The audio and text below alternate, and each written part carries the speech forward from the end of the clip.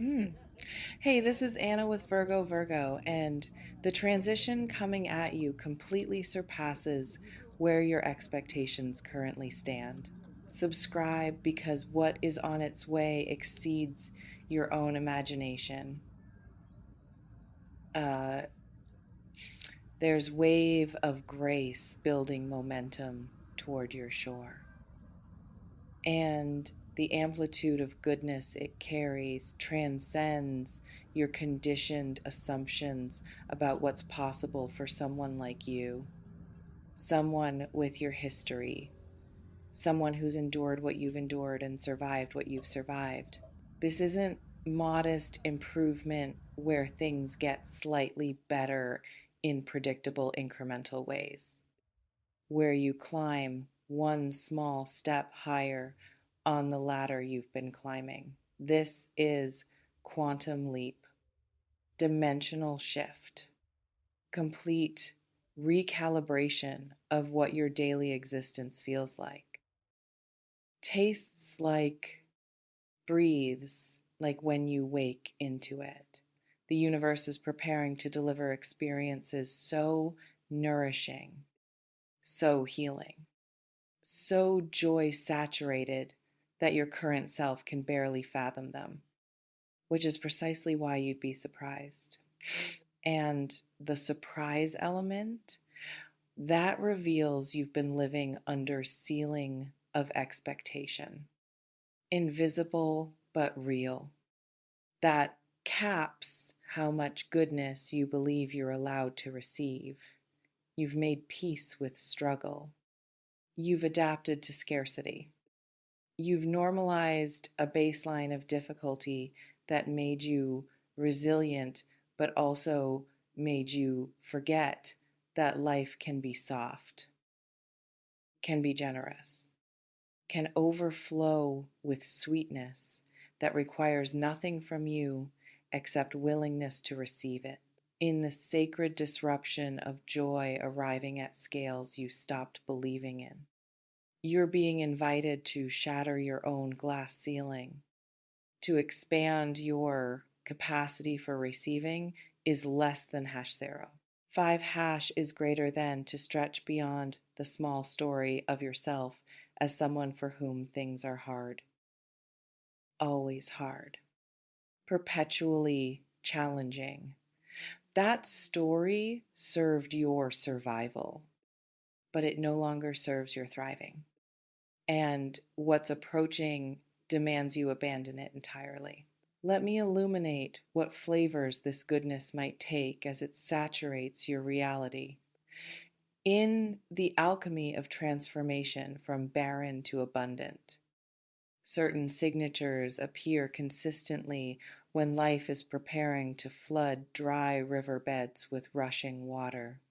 Synchronicities multiply like seeds after rain. Small miracles become ordinary occurrences. Doors swing open that you weren't even reaching for. And the resistance you've grown accustomed to pushing against suddenly, mysteriously, vanishes.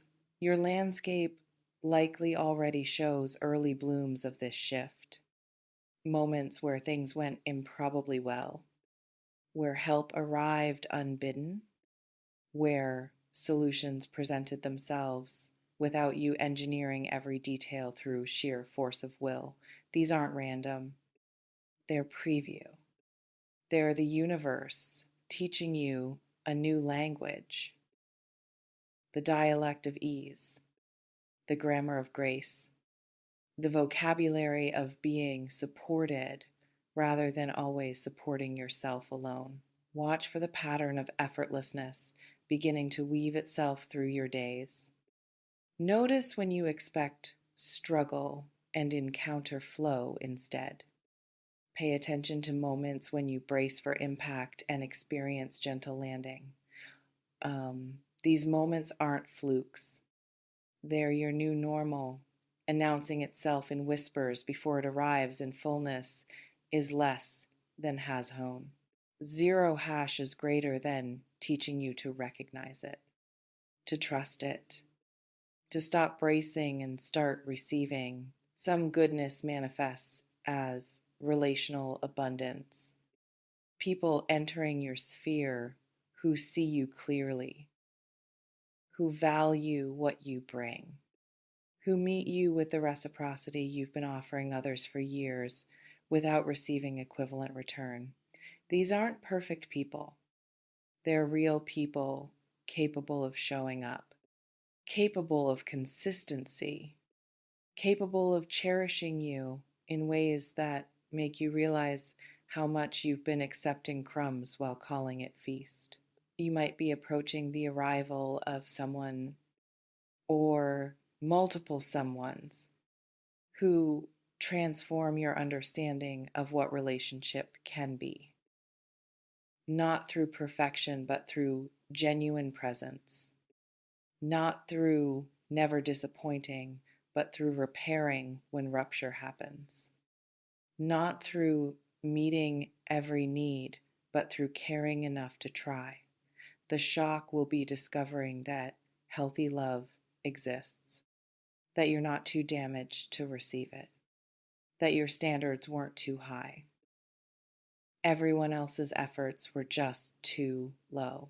Others taste like professional or creative breakthrough, where work that felt like pushing boulder uphill suddenly feels like riding river downstream, where your offerings find their right audience, where compensation finally reflects value you generate, where recognition arrives not because you performed for it, but because your authentic excellence became undeniable to those positioned to reward it.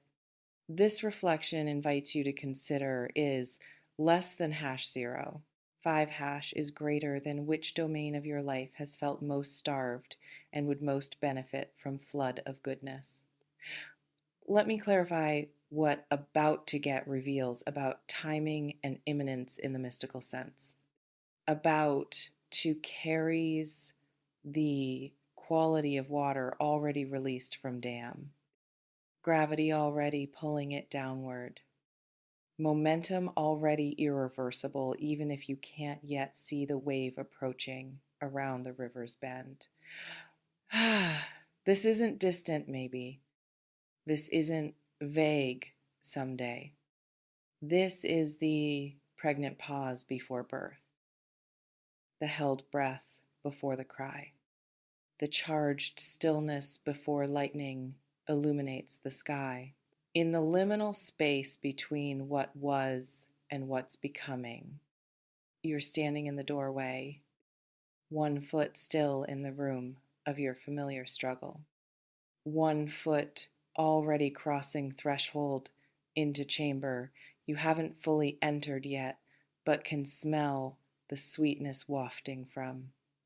The transition is beginning, not completed, which means you're in the most delicate phase, where old patterns will fight hardest to maintain their grip, where your own disbelief might close doors that are swinging open. It's essential you recognize that imminence in spiritual terms operates differently than clock time. The goodness gathering might materialize in days or weeks or months, measured linearly, but it's already real in the energetic dimensions, already formed in the invisible, already making its way through layers of reality toward the physical plane where you can touch it, taste it, live inside it. Some goodness arrives suddenly, like summer storm is less than #0. 5# is greater than one moment the sky is clear and the next you're drenched in blessings. Opportunity appearing fully formed. Love declaring itself without preamble. Abundance manifesting through unexpected windfall. These sudden arrivals feel most surprising because you had no time to prepare, no gradual buildup that let you adjust expectations. Just instant shift from lack to overflow. You might experience exactly this kind of rapid onset goodness, where one phone call changes everything, where one conversation opens doors you didn't know existed, where one synchronistic encounter introduces element that catalyzes transformation across multiple life domains simultaneously. The surprise will be the speed, the suddenness, the way your reality reorganizes before you fully process that reorganization is happening. Others unfold like dawn, gradual brightening, so subtle you don't notice exact moment darkness became light. Just recognize eventually that you can see clearly now, that warmth has replaced cold, that the long night has definitively ended, even though you can't pinpoint the precise instant of transition. This gradual goodness sneaks up on you, accumulating in increments until one day you wake up and realize, oh, oh, my life is actually beautiful now. When did that happen? This reflection invites you to consider, would sudden transformation or gradual brightening feel more trustable to your nervous system conditioned by difficulty? Let me address what surprises you specifically about goodness rather than hardship. The shock won't be that something is happening. Your life has always been eventful, always full of happenings and occurrences and developments. The shock will be that what's happening is unambiguously good, uncomplicated by hidden costs, unaccompanied by suffering that balances the sweetness, requiring no sacrifice that negates the gift through what you lose to gain it. In your history of mixed blessings and Pyrrhic victories, you've learned to suspect joy, to wait for the other shoe, to brace yourself, because good never came without price tag that sometimes exceeded the value of what you received. But this approaching wave of goodness operates under different economics. The abundance paradigm where receiving doesn't deplete source, where your having doesn't require someone else's lacking, where joy multiplies rather than divides, where grace flows without demanding payment.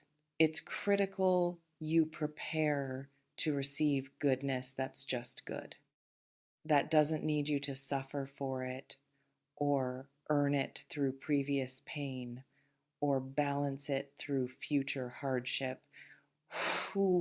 Your preparation is internal, dismantling the belief that you must pay for happiness, releasing the story that ease means you're not working hard enough, abandoning the scarcity logic that says if life is good now, it must mean catastrophe is coming to restore cosmic balance. Some goodness you'll receive will confuse you initially because it doesn't match your template for how blessings arrive. It won't require you to nearly destroy yourself first, is less than #0. 5 is greater than won't demand you prove your worth through suffering. Won't ask you to choose between two things you love because you can't have both. Instead, it will offer you, here, have this good thing, and this other good thing, and also this third good thing you didn't even ask for, but it's yours anyway. You might respond to this uncomplicated generosity with suspicion initially, analyzing it for hidden traps, searching for the cost you'll discover later. Unable to simply receive because receiving without suffering first feels foreign to your muscle memory. But the goodness will be patient with your suspicion. It will stay offered even while you examine it. It will wait for you to recognize it's real, that you're allowed to have it, that receiving doesn't make you weak or spoiled or undeserving. It makes you finally aligned with your actual worthiness. This reflection invites you to consider what beliefs about deserving or earning or paying for goodness would you need to release to receive uncomplicated joy. Let me speak to what you should do as this goodness approaches and arrives. Practice the art of the open hand, the unclenched fist, the receptive posture that doesn't grasp or control but simply allows. Your work isn't making the goodness happen. It's already happening in dimensions. You can't force or manipulate. Your work is not blocking it through disbelief or unworthiness or the strange self-protection of refusing joy to avoid potential disappointment. In the spiritual discipline of receiving is less than #0. 5# is greater than your learning new skill that your survival mode never taught you. You're developing capacity that struggle doesn't build. You're stretching internal muscles atrophied from years of clenching against impact. Receiving requires vulnerability, requires trust, requires willingness to be affected and changed by what you allow in. And that vulnerability might feel more dangerous than the familiar armor of expecting nothing. It's important you notice when you're deflecting goodness, when compliments land and you immediately minimize them, when opportunities present and you list reasons you're not qualified, when love is offered and you question the giver's judgment for offering it. These deflections are defense mechanisms.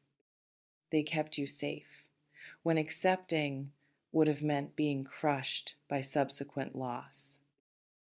But now they're keeping out exactly what you've been praying for, exactly what would nourish your starving places, exactly what your soul has been crying out to receive. When goodness arrives, practice saying thank you instead of explaining why you don't deserve it. Practice accepting instead of deflecting. Practice letting yourself feel joy without immediately contaminating it with fear that joy can't last. Practice being someone to whom good things happen, not as exception to your normal difficulty, but as your new normal that you're learning to inhabit without apology or disbelief. Some of you will need to grieve as goodness arrives, will need to cry for all the years you went without is less than #0. 5# is greater than all the times you needed exactly this and it didn't come. All the younger versions of yourself who would have been saved so much pain if this goodness had arrived sooner, let those tears flow. They're not ungrateful. They're holy. They're honoring what you survived while also celebrating what's finally here. This reflection invites you to consider what practice would help you stay open to receiving goodness rather than deflecting it through unworthiness or suspicion. You'd be surprised at how good it's about to get for you. Your expectations have been conditioned by difficulty into shapes too small to hold what's approaching. The goodness gathering exceeds your current capacity to imagine it, which is why surprise is guaranteed. why your breath will catch, why you'll need to pinch yourself to confirm you're not dreaming, why you'll struggle initially to trust that ease and sweetness and joy are yours to keep, not just to borrow briefly before hardship returns. And your sacred work is expansion, stretching your inner chambers